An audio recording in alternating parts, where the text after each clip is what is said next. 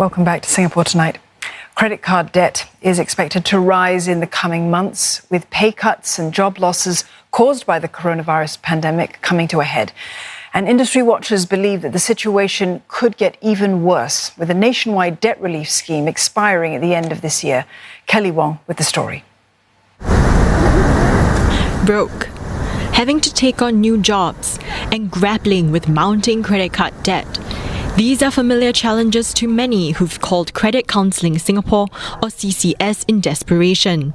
About 1,300 of them have taken the first step to seek help so far this year.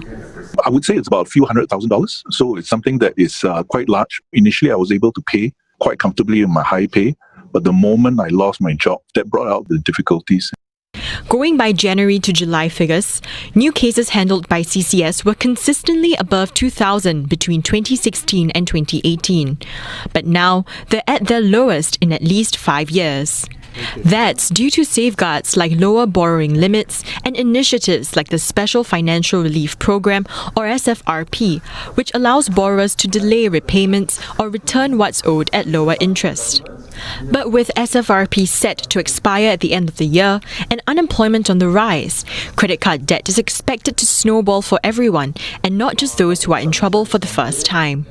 We have seen a big surge in the number of existing customers who are finding it difficult to pay their existing repayment plan.